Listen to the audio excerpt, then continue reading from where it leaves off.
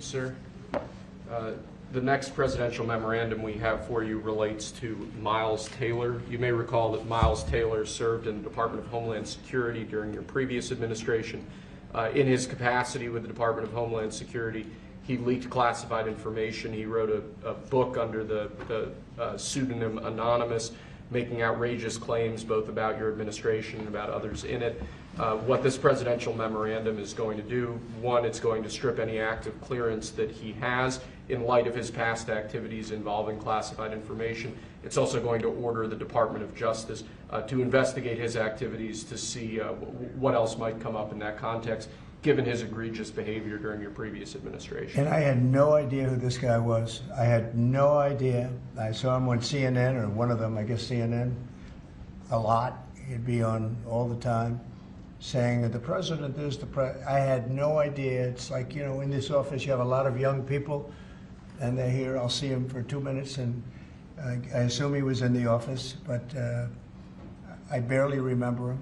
Barely remember him. It was somebody that went out and wrote a book and said all sorts of terrible things that were all lies, and it was like he was this gentleman or that gentleman, like I dealt with him all the time. I had no idea who this guy. I said, who the hell is Miles Taylor? And he made a living on going on CNN talking about the president. And I think what he did, he wrote a book, Anonymous, said all sorts of lies and bad things.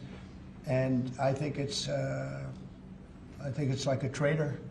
It's like spying. He walks into the office. He's supposed to be sitting here. A lot of people, you know, I'll be here and there'll be 20 people standing in the room. There'll be oftentimes young people in the office. I assume he was one of them at least. But I didn't know anything about him. And he wrote a book, Anonymous, and I always thought it was terrible. And now we have a chance to find out whether or not it was terrible. But it was a work of fiction. Got a lot of publicity, got himself a nice job with CNN, or one of them. And I think we have to do something about it. You can't have that happen. If that happens to other presidents, it wouldn't be sustainable for other presidents. They seem to be able to sustain. But if that happened to other presidents, I mean, it's just unfair. And if it was a Democrat president, I'd say that's a terrible thing. A thing like that can happen. That's a terrible thing. And it's time to find out whether or not somebody can do that. Can they write a book about very confidential meetings, and, you know, because they happen to be one of a lot of people in a room, and they go out and write a book, and worse than that, call it anonymous, like it's a big deal, and everybody's saying, who is it, who is it, who is it? Then it was found out who he was a long time later, and he got a lot of publicity off that one. He's like a promoter. But we're going to find out whether or not somebody's allowed to do that. I think it's a very important case, and I think he's guilty of treason, if you want to know the truth. But we'll find out. And I assume we're recommending this to the Department of Justice. Yes, sir.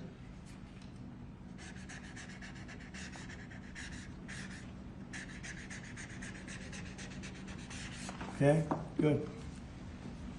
Terrible guy. Similarly, sir, Christopher Krebbs, the former head of CISA.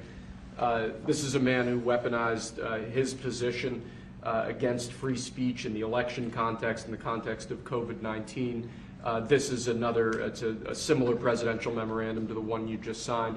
It addresses his access to government, existing clearances he might have, and further instructs your Department of Justice, other aspects of your government, to investigate some of the malign acts that he participated in while he was still head of CISA. This is another one. I don't know that I met him. I'm sure I met him, but I didn't know him. And he came out right after the election, which was a rigged election, a badly rigged election. We did phenomenally in that election. Look what happened to our country because of it. Open borders, millions of people coming into our country. Russia and Ukraine, that would have never happened. October 7th would have never happened. Afghanistan, the way that they withdrew, with 13 dead, but so many killed, actually. I mean, so many killed outside of the 13 soldiers, hundreds of people killed.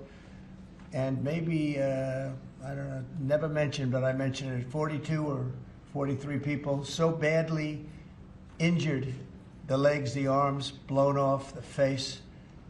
And this is all because of an incompetent group of people that preceded us, and that would have never happened.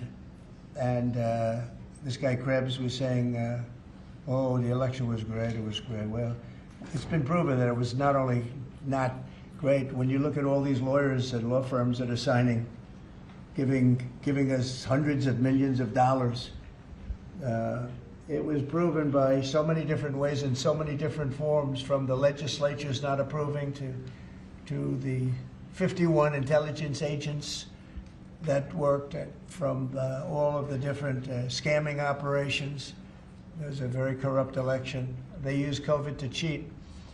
And we're going to find out about this guy too, because this guy's a wise guy. He said, we've been proved this is the most secure election in the history of our country. Now, this was a disaster. And frankly, we should go to paper ballots, same-day voting, voter ID, and one other thing, you should get a little certificate that says you're a citizen of our country. You get a citizen piece of paper that says you're a citizen before you can vote. But you want voter ID and you want paper ballots, and you really want same-day voting. If you don't have same-day voting, they decide to change the air conditioner. Oh, we're fixing the air conditioner. Let's move all these boxes.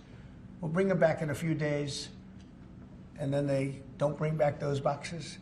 We're going to have safe elections. We have to have borders. Ideally, we have to have a free press, which we don't have. We don't have a free press. We have a very dishonest press. This is an honor. We're going to find out whether or not he was right. This was a disgraceful election, and this guy sat back saying, well, I'm a member, or like he's a Republican or something, and almost right from the beginning. And he's tried to make the case that this election was a safe election. I think he said, this is the safest election we've ever had. And yet, every day you read in the papers about more and more fraud that's discovered. He's the fraud. He's a disgrace. So we'll find out whether or not it was a safe election. And if it wasn't, he's got a big price to pay. And he's a bad guy. Here's another one. I have no idea who he is. Krebbs. I have no idea who he is. I'm sure he was in the room at some point, just like you're all in the room, but I have no idea who he was. So thank you very much. Those last two are very important, I think, for the country. Thank you, sir. And lastly, we just